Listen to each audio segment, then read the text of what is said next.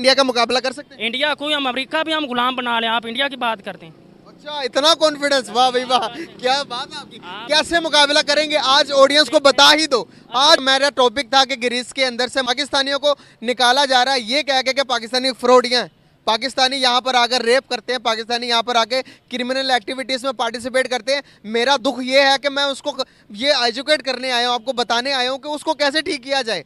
मसला तो हमारा ये है, हम बात कर रहे हैं जंगे करने की, हम अपने पहले डिसिप्लिन नहीं है हमारे अंदर कि किसी के मुल्क में जाके जिंदगी कैसे गुजारनी है, उसके लॉज कैसे फॉलो करने हैं, हमें तो ये नहीं आप पता। देखें, अरे भाई, तुम तो खुद चाइना के गुलाम हो और तुम इंडिया और अमेरिका को भी गुलाम बनाना चाहते हो। पहले उसके गुलाम से तुम हटो, उसके बाद दूसरे देश को सोचना तुम अभी।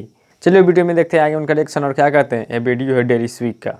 सऊदी अरेबिया ने भी पाकिस्तान के लिए रिस्ट्रिक्शन लगाई है। दुबई ने तो हमारे विजिट वीज़ास पर भी, हमारे वर्क वीज़ास पर भी पाबंदी लगा दी है। दूसरी तरफ इंडियंस को प्रायोरिटी क्यों दे रहा दुबई? मुस्लिम कंट्री होने के बाद भी इंडियंस को वहाँ पर कहा जाता है कि भाई आपके लिए अनलिमिटेड वीज़ास, पाकिस्तानी आपके लिए नो वीज़ास, आप नहीं आ सकते। तो क्या वजूहत देखते हैं? उसकी एक वजह तो ये मैं समझता हूँ कि इंडियन जो है मेहनती भी हैं, और दूसरा ये कि थोड़े मुशाहरे के ऊपर राज़ी हो जाते हैं। इसकी बनिस्बत पाकिस्तानी जो है वो क्या कहते हैं, मेहनती तो हैं, काबिल भी हैं और बासलाहियत भी हैं, लेकिन थोड़े मुशाहरे पर राज़ी नहीं होते। वो ये चाहते हैं कि हम थोड़े वक्त में ज़्यादा से ज़्यादा कमाएँ और यानी कि ज़्यादा पैसे जो हैं अपने, क्योंकि महंगाई है और थोड़े में गुजारा नहीं करते, और ज़्यादा पैसे जो है अपने मुल्क में भेजें या अपने रिश्तेदारों के पास भेजें। इस वजह से जो इंडियन है वहाँ पे शायद इसकी निस्बत महंगाई कम है और उनके रहन सहन में ज़रा सादगी है, और इस वजह से जो है वो थोड़े मुशाहरे के ऊपर राज़ी हो जाते हैं, इसलिए वो इंडियन को जो है प्रेफर करते हैं। बिल्कुल सही हो गया। एक बहुत बड़ी मार्केट आप देखेंगे कि पूरी दुनिया के अंदर एक टाइम पे हमारी प्रोडक्ट बाहर अदर कंट्रीज में जा रही थी, सबसे ज़्यादा दुबई में, उससे बाद सऊदीया में, उसके अलावा भी दूसरी कंट्रीज़ में हमारे ज़रूरी मुल्क के ज़रूरी के सामान जाते थे। लेकिन अब हमारे सामान जाते ही नहीं है।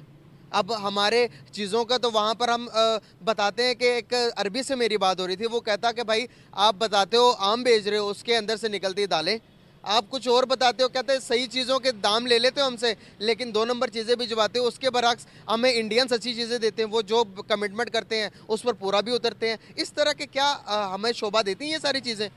देखें, ये बातें तो हमें बिल्कुल जेब नहीं देती, लेकिन असल में जो ऐसा होता है कि दूसरे मुल्क में जो हम चीज़ें भेजते हैं उनके अंदर इस तरह की चीज़ें मिलावट होती है। उसकी एक बड़ी वजह लाकानूनियत है। बात यह है कि ऐसे लोगों को जो बड़े बड़े मगरमच्छ और सांप हैं उनको कैफरे किरदार तक क्यों नहीं पहुंचाया जाता, बल्कि हमारे मुल्क के अंदर बड़े बड़े जो स्कैंडल पकड़े जाते हैं और वो कुछ पैसे देकर छूट कर दोबारा फिर बाहर आ जाते हैं। तो असल में यानी कानून है लेकिन उसके ऊपर अमल दरामद नहीं है, और ऐसे लोगों को यानी कि कैफरे किरदार तक नहीं पहुंचाया जाता। अगर ऐसा किया जाए तो किसी को ये जुर्रत ही ना हो कि वो किसी चीज़ में मिलावट करे, झूठ बोले और गलत चीज़ें बाहर भेजे। अगर ऐसी कंपनी या ऐसा कोई इदारा है, अगर वो इस तरह करता है, उसके ऊपर बैन कर दिया जाए और सख्त के साथ उससे सख्ती से निपटा जाए और सख्त उसको सजा दी जाए, तो कैसे मुमकिन है कि आज ग्रीस ने पाकिस्तानियों के ऊपर बैन लगा दिया कि आप हमारे देश में नहीं आ सकते हैं, क्योंकि सबसे ज़्यादा पाकिस्तानी ग्रीस के जेलों में बंद है, 2 नंबर धंधों में है और रेप केस में है। इसी के देखते हुए पाकिस्तानियों पर ग्रीस ने रोक लगा दिया है। तो चलिए वीडियो में आगे मिलते हैं फिर दूसरे वीडियो में, तब तक बाय।